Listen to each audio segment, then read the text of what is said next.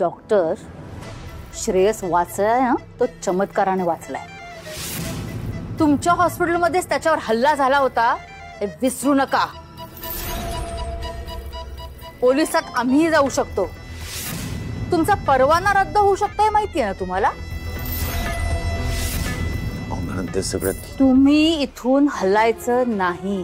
ते सगळं ठीक आहे, पण एक सिस्टर दिली ना श्रेयस बरोबर, ती सगळं सांभाळून घेईल आणि लगेच मला फोनही करेल. मी 5व्या मिनिटात इथे हजर राहतो. मला हॉस्पिटलला जाणं खूप गरजेचं आहे. तुमच्या त्या 5व्या मिनिटापर्यंत माझ्या श्रेयसला काही झालं तर त्याला कोण जबाबदार? तुम्ही इथे दारातच बसून राहायचं, हलायचं नाही आणि मला विचारल्याशिवाय कुठेही जायचं नाही, कळलं?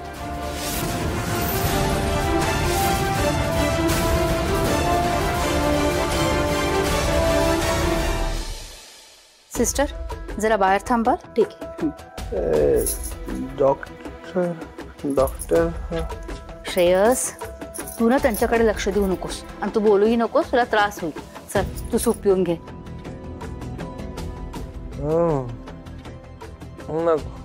नको. अरे असं परकासारखं काय करतोयस? बर ठीक आहे, राहू दे, नंतर घे. तुझे पाय दाबून देते दे.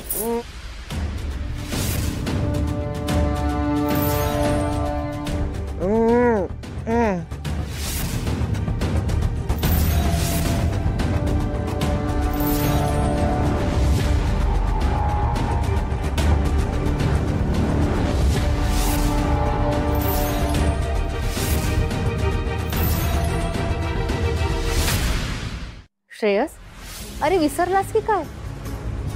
माझ्याकडून लाड करून घ्यायला आवडतं ना तुला.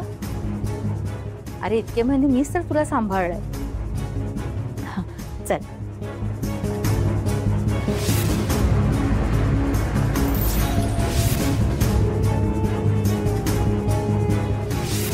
ठीक आहे, थोडं सूप तरी पिऊन घे. हा, भरवते मी तुला. नंतर. अरे नंतर काय? असं कसं पिणार तू?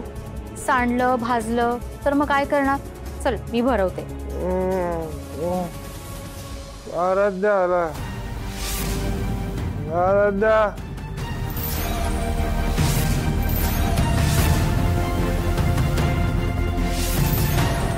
आराध्या.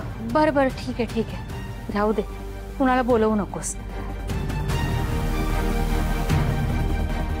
मी हे सूप इथे ठेवून देते. तुला जेव्हा ठीक आहे, तुला हवं तेव्हा तू घे.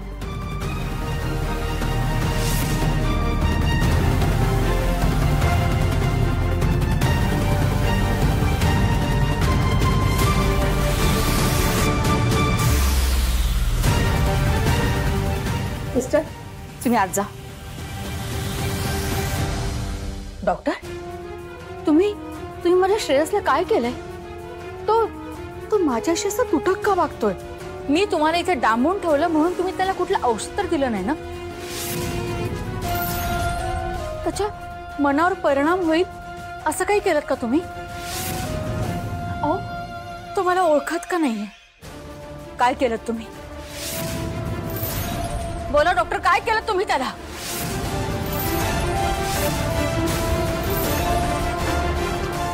श्रेयसने शकुंतला आत्याला ओळख नाही दाखवली म्हणजे आता काय झालं आपल्या श्रेयसला? अहो काय बोलताय मॅडम, असं कोणतंही औषध नसतं ज्याच्यामुळे माणसाच्या भावना बदलतील. जर श्रेयस असा वेगळा वागत असेल तर त्याचा एकच अर्थ निघतो की तो अजूनही शॉक मधून बाहेर आलेला नाही. त्याला थोडा वेळ द्या, ठीक होईल तो परत. मला बघायला हवं श्रेयसला काय झालंय नेमकं ते.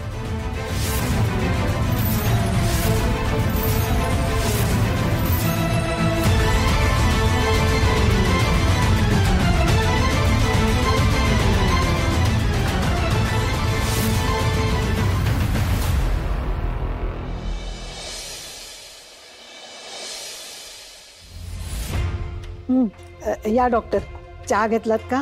Thanks madam. श्रेयसची सगळी औषधं देऊन झालीत, आता तो आराम करतोय. ठीक आहे. बरं मॅडम, घरी जाऊन येऊ का फ्रेश होऊन? नको, तुमची गेस्ट रूम मध्ये सोय केलेली आहे. घरून तुमचे कपडे वगैरे पण मागवून घेतलेत. ड्रायव्हर घेऊनच येत असेल आता.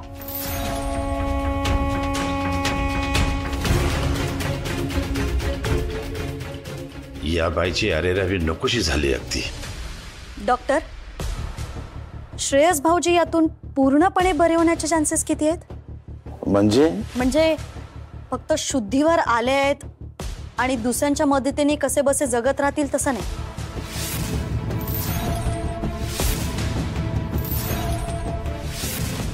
आराध्या ताईच्या ऍक्सिडेंटच्या आधी श्रेयस भाऊजी जसे होते तसे होण्याचे चान्सेस किती आहे हे विचारते मी.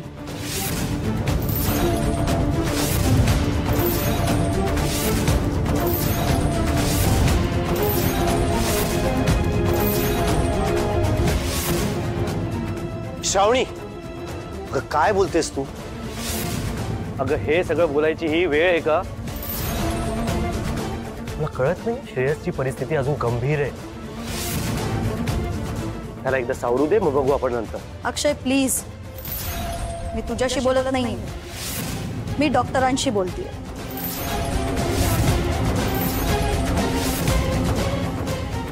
डॉक्टर, तुम्हाला माझा प्रश्न कळलाय ना? हो, खरं सांगायचं तर या क्षणी तुमच्याही प्रश्नाची उत्तर आम्ही सुद्धा देऊ शकत नाही.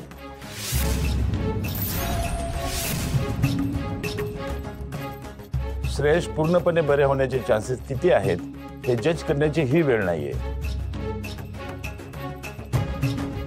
त्याची फिजिकल रिकव्हरी झाल्यानंतर वेगवेगळ्या टेस्ट करून त्याच्या मेंदूची अवस्था तपासावी लागेल. हे सगळं गुंतागुंतीचं आहे. मानसिक त्रासातून जाणारे रुग्ण अचानक रिकव्हर होऊ शकतात आणि वर्षानुवर्ष तसेच राहू शकतात. You never know. नाही म्हणजे थोडक्यात तुम्हाला असं म्हणायचं आहे की लाखोनी पैसे आम्ही खर्च करत राहायचे?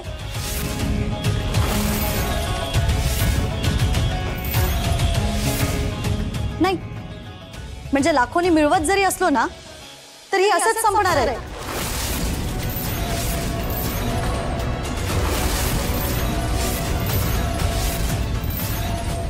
आणि एक दिवशी कंगालो ना याचा पत्ताही लागणार.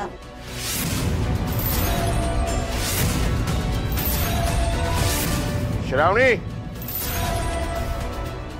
तू काय बोलतेस? तुझं तुला कळतंय का? माझा मुलगा आजारी आहे म्हणून पैशाकडे बघून त्याच्यावर उपचार करायचे नाहीत असं तुझं म्हणणं आहे का? तू आजारी पडलीस तर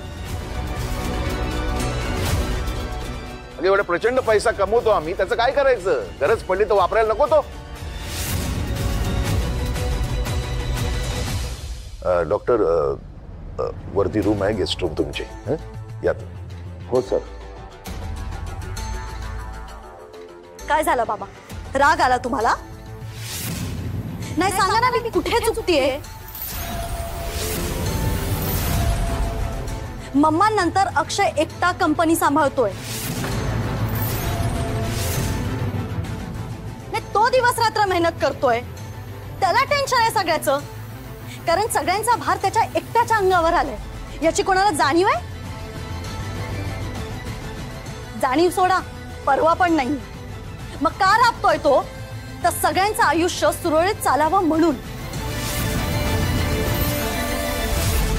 पण त्याची किंमत कोणाला आहे का? सांगा ना. आणि बाबा तुम्ही म्हणताय की श्रेयस भाऊजींसाठी वाटेल तेवढा खर्च होऊ दे.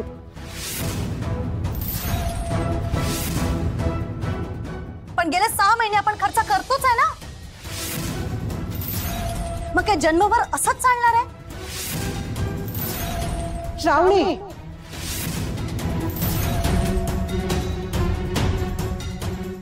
तुला काय म्हणायचंय काय? आम्ही काय करायचं? काय म्हणणं ते काय तुझं? म्हणणं आजी, माझं म्हणणं इतकंच आहे की मला भीती वाटतेय. श्रेयस भाऊजींच्या आजारपणापायी आहे ना तुम्ही आमचा आवाटा पण फुंकून टाकाल. या घरची मोठी सून मी आहे ना, पण मला नाही वाटत माझ्या पदावर काही येणार आहे.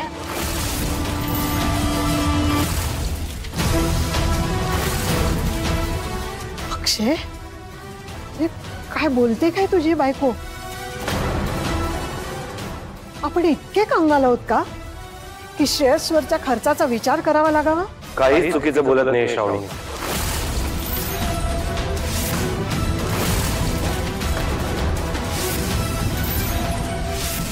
आजी, मी तिला गप्प बसवण्याचा प्रयत्न केला, पण ती जे काय बोलते ना त्यात तथ्य आहे.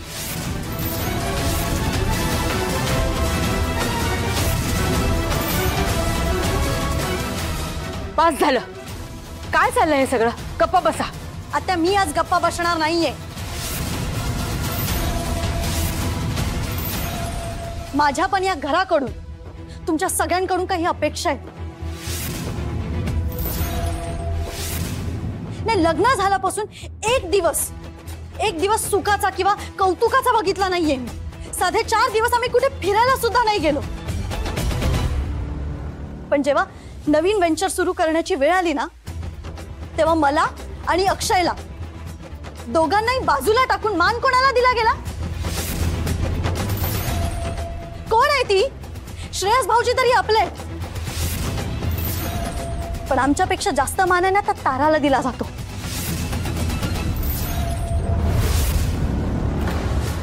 आणि तेव्हाच माझ्या लक्षात आलं की या घरातल्या कोणालाच आमची किंमत नाही. मग आमच्या भविष्याचा विचार आम्हालाच करावा लागणार ना. श्रावणी, काय हवंय काय तुला? अगं श्रेयस आजारी आहे, त्याच्या जीवन मरणाचा प्रश्न आहे म्हणून बघतोय ना आम्ही सगळे त्याच्याकडे. आजपर्यंत कधी दुजाभाव केलाय आम्ही? तुम्ही हनीमूनला युरोपला जायला निघाला होतात, पण ते नाही शक्य झालं. नव्हतं तुमच्या नशिबात, असंच म्हणेन मी. तुला प्रॉपर्टी हवे ना, कंपनीत नाव हवंय ना. अरविंद, करून टाक वाट्या.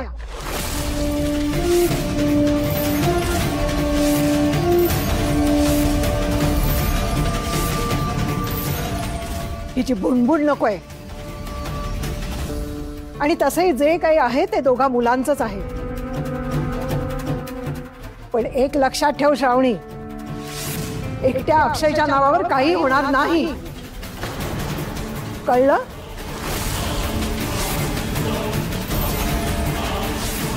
आणि यापुढे श्रेयसच्या ट्रीटमेंटवर किती खर्च होतोय हा प्रश्न विचारला गेला नाही पाहिजे श्रावणी. म्हणजे आता या घरात प्रश्न विचारायची सुद्धा सोय राहिली नाहीये.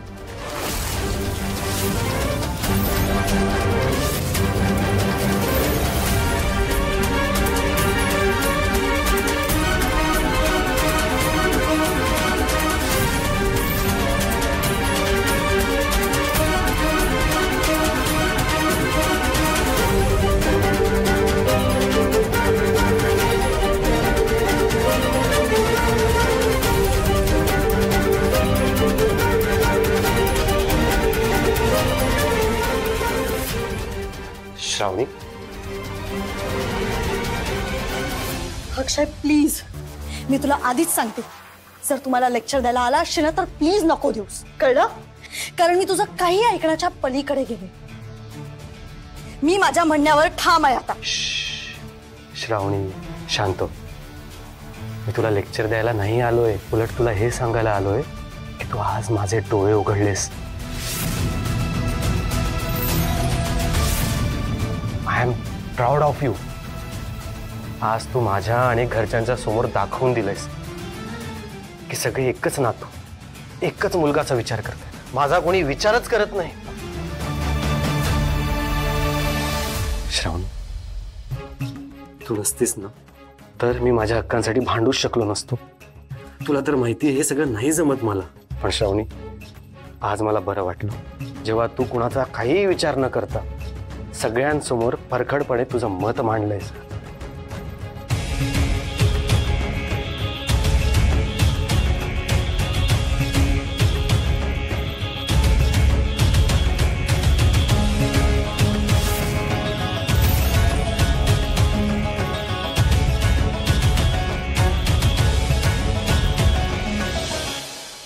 अक्षय, thank you so much. Thank you. खरंच मला कसं वाटतंय ना या क्षणी मी तुला नाही सांगू शकत.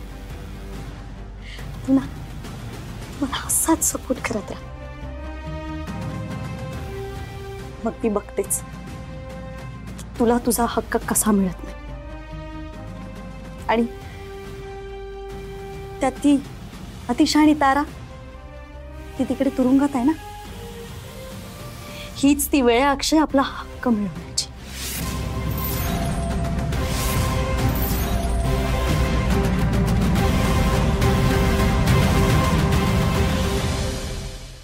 आपलंच चुकलं रे अरविंद.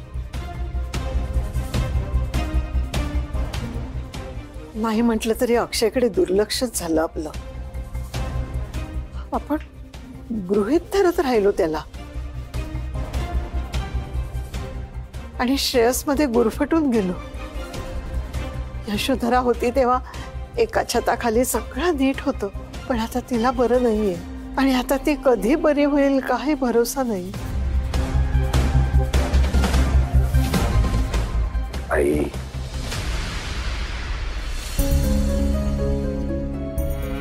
आपणच या दोघांना सांभाळून घ्यायला, त्यांची मनं जपायला कमी पडलो की काय असं वाटतंय.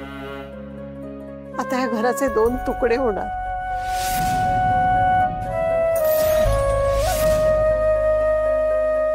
यशोधरीनं आपल्या मेहनतीनं सांभाळलेलं हे घर तुटणार आता.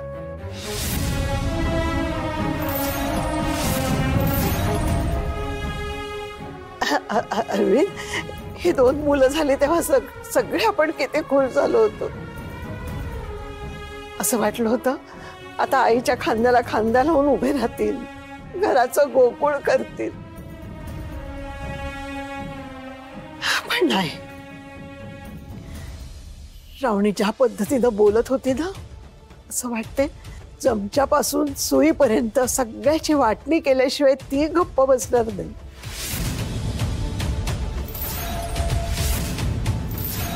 तारा घरात होती तोपर्यंत काहीतरी आशा वाटत होती की ती हे सगळं सांभाळून घेईल, श्रावणीला समजावू शकेल. आई, तुम्ही अगदी बरोबर बोलताय. तर तारा घरात नाहीये, त्यात आपल्या श्रेयसची अशी तब्येत, साहजिकच आपण श्रेयसकडे जास्त बघणार. त्यामुळे श्रावणीला असं वाटणार की आपण अक्षयकडे लक्ष देत नाही, आपण त्याचा विचार करत नाहीये. आणि सध्या आता जे घरात घडतंय ना, ते बघून मला असं वाटतं की श्रावणी आता जास्त स्वस्थ बसणार नाही. यशोधरा गेली, तारा घरात नाहीये. मी ना खरंच खचून गेलोय आई.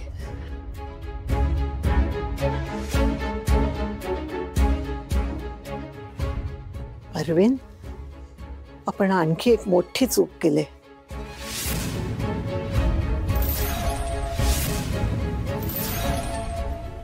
ताराला सोडवण्यासाठी काहीच प्रयत्न केले नाहीये. शकुंतलेच्या आतते स्वभावापुढे आपण हतबल झालो. अरे अरविंद, त्या पोरीला ओळखते मी. शकुंतलेने म्हटलं की तिनं ताराला श्रेयसला मारताना बघितलं आणि तुम्ही विश्वास ठेवला. ती मुलगी असं काही करेल शक्यच नाही रे. तुम्ही हकनाक तिला शिक्षा देताय तिनं न केलेल्या गुन्ह्याची.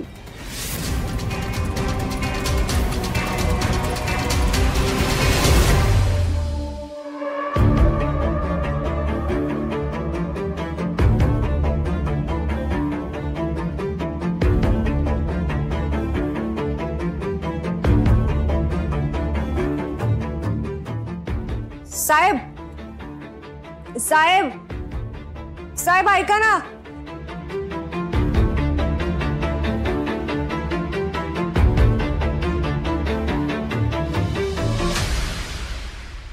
काय साहेब, एकदा चौकशी करून सांगाल का माझं श्रेयस बरं आहे का?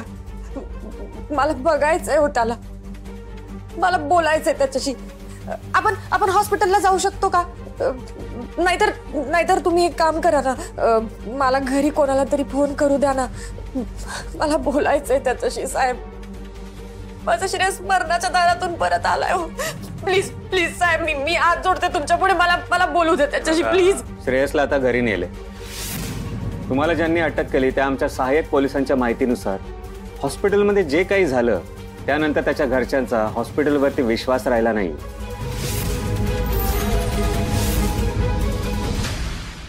साहेब साहेब ऐका तरी.